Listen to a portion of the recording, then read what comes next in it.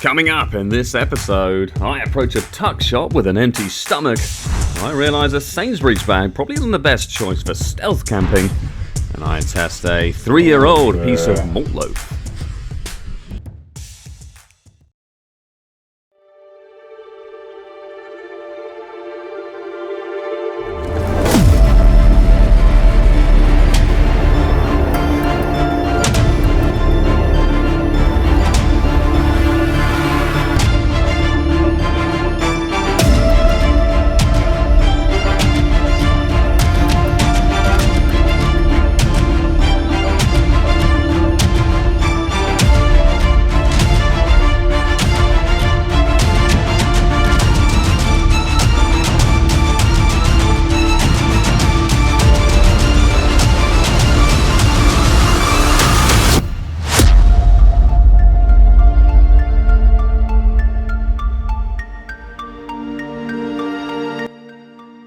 So, here it is, the start of an epic journey, exploring 3 of our best national parks in England, with an inevitable hammock of surprises along the way. But first, a long overnight journey to the start line.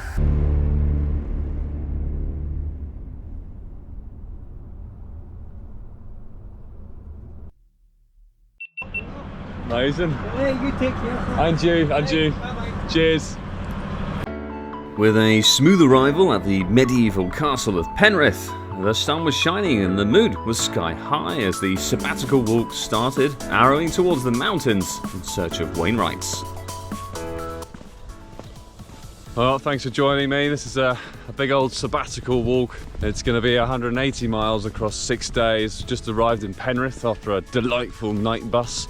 Got about 1 minute of sleep per hour from Penrith as we head towards the hills, probably camping near Stickle Tarn, I think, just before we dip down into Ambleside later tomorrow. But yeah, long journey ahead, 180 miles, 6 days from Penrith to Buxton. Let's do this.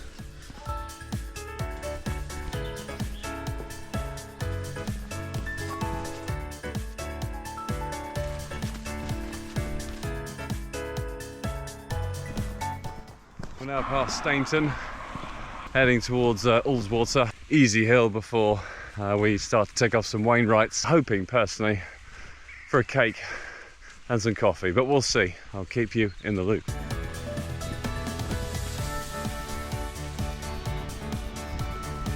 With some easy miles under the belt, I was soon approaching Ullswater before the landscape would really begin to froth. Covering over 2,000 kilometres squared, the Lake District is England's largest national park, and though I wouldn't cover quite all of it this time, there were certainly some big challenges ahead. First climb going up to Bennett Head.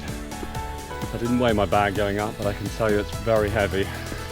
As I acclimatised to the weight on my back and the simmering sunshine, the time had come to unveil the incredibly cool convertible trousers. Check this out, with mountains in the distance over there. That's what's coming up next. Slightly confused by the local wildlife, I was almost at the border of the first lake of the journey as I noticed I was getting a little bit peckish. Whoa. Yes, please.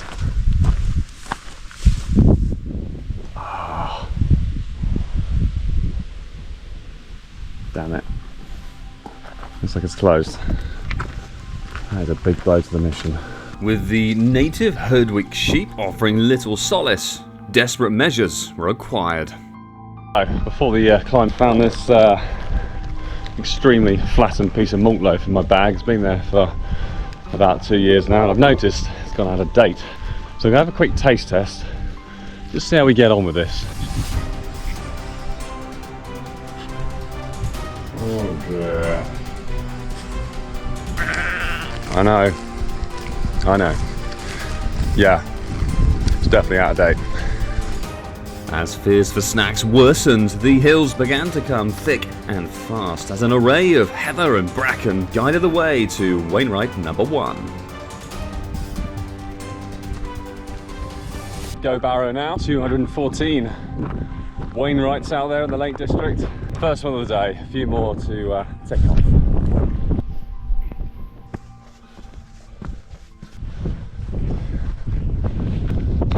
With Go Barrow Fell mastered and left in the distance, the route would soon rejoin the Lake District's second largest bed of water, and it was crucial to today's progress that distractions had to be avoided.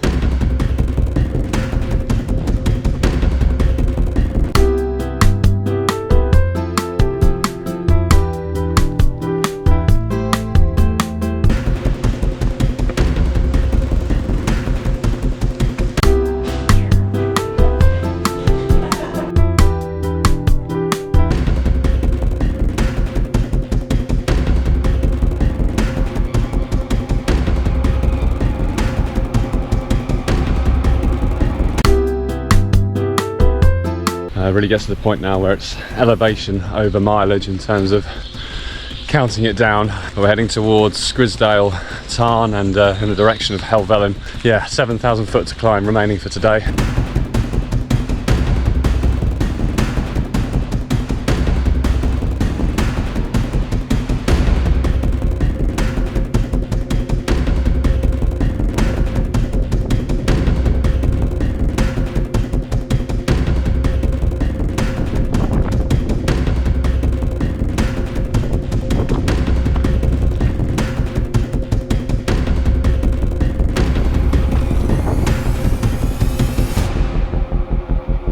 As the previously ventured Helvellyn perched over my slow progress up to Fairfield Peak, I found myself alone beside Grisdale Tarn with the day's sunlight dialing down.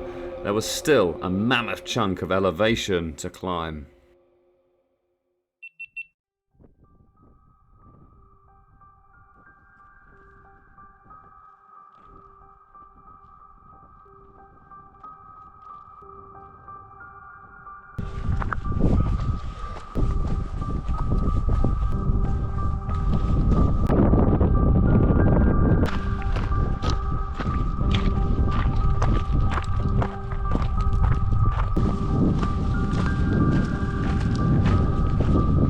Another hour, another summit. Absolutely stunning up here. Despite the glorious views, the mountain miles were becoming increasingly gradual, and having followed a faint strand of heat map on Strava, there were problems ahead, and once again, biscuits were going to be needed. I've just checked this on Strava, but apparently this is it. I don't know if you can see, but it's bloody steep.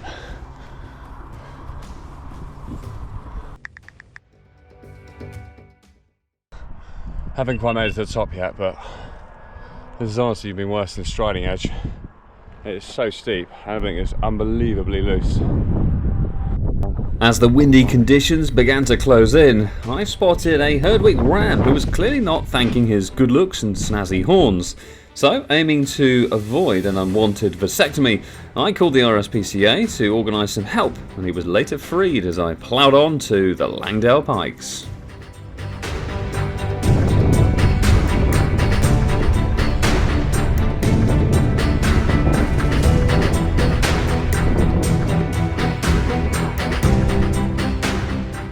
It had been a huge first day, with 31 miles and almost 10,000 foot climb with some extremely technical parts, particularly descending into Stickle Tarn. From here, I needed to progress towards Ambleside the best I could, leaving tomorrow's mileage at a sensible level.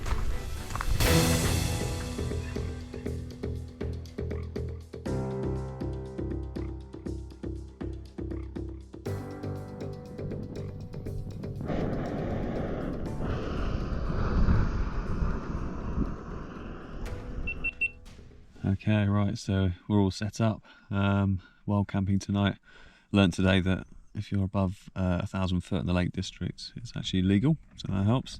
But yeah, we've stopped just short of Ambleside just to make sure that we can hopefully use some of the facilities there, whether it's coffee, food, whatever. But yeah, tough day today. A lot of elevation, over 9,000 foot, which is a heck of a lot, and it's just the technical aspect of it as well. You're not just going up nice tarmac hills. It's rocky and it's mentally full on. So yeah, but yeah, tomorrow another full day, well over 30 miles, but we're heading to Sedbergh just south of Cowgills in Yorkshire. So yeah, looking forward to that. But yeah, try and get 5 or 6 hours of sleep now before waking up in the morning.